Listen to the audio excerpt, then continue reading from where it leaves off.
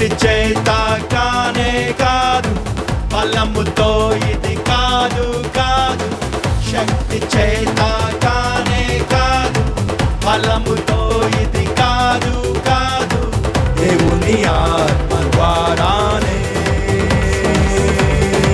దేవుని రాజ్యం కట్టబడుతుంది, దేవుని రాజ్యం కట్టబడుతుంది.